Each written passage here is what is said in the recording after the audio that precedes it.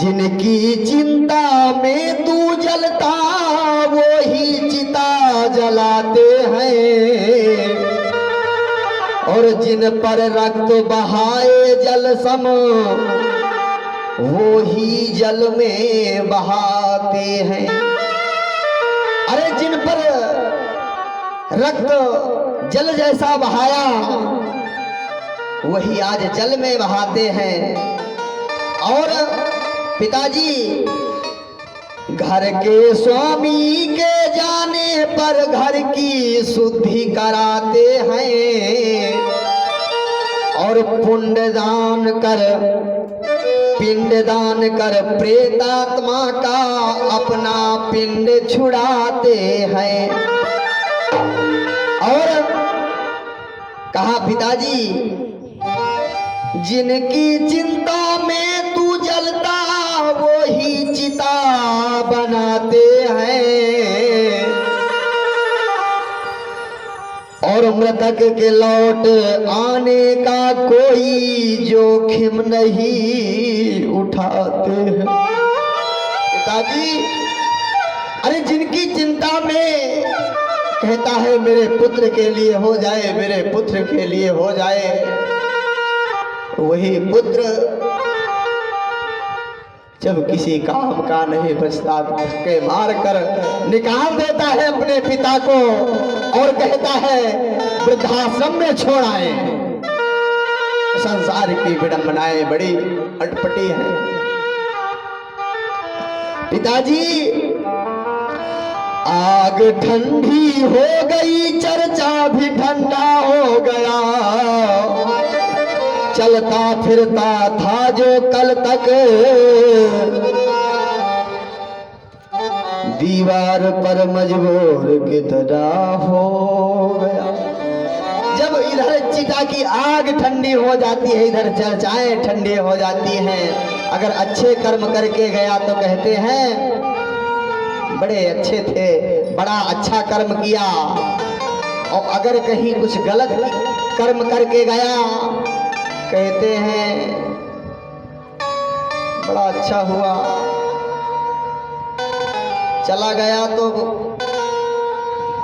पड़ोसियों को गांव में एक दूसरे से लड़ाने से झंझट खत्म हुआ। क्योंकि शोक के योग नहीं उनमें कोई, जिनके शोक में तू अकुलाए, और पंडित जैसे बोले वचन और सत्य ज्ञान से आंख चुराए। पिताजी जीवात्मा का नूतन जन्म नए परिधान के धारण जैसा, देह भी चोला वस्त्र भी चोला है, यह तथ्य विचारने जैसा। जैसे इस शरीर में ये कपड़ा खराब हो जाता है तो इसको फेंक दिया जाता है, इसी प्रकार जब ये शरीर पूरी तरह से बेकाम हो जाती है तब जीवात्मा इसको छोड़कर चली जाती है, फिर नए पिंजरे में प्रवेश करती है। तो पिताजी आप इस गोरस के धंधे को त्याग दीजिए और आप तपस्या कीजिए।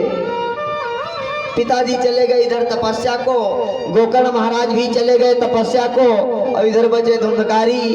तो धुंधकारी एक दिन माँ को अच्छी तरह से पिटाई किया, और रात को जब धुंधकारी चले गए तो माता जी ने एक कुआं था पास में, कुएं में गिरकर अपनी आत्महत्या कर ली।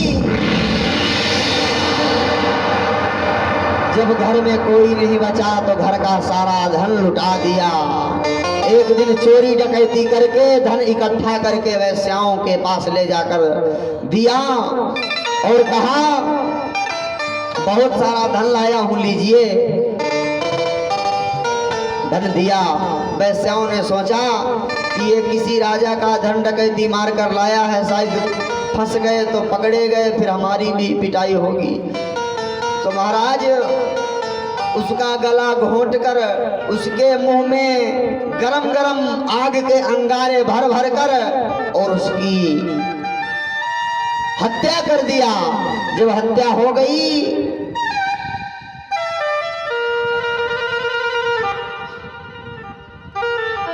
धुंधकारी कौन बने? गोकर्ण है पंडितो ज्ञानी,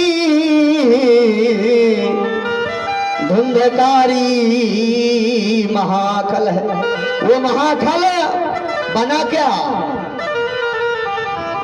सबरी तो बैकुंठ गई पर धुंधकारी भय भूत।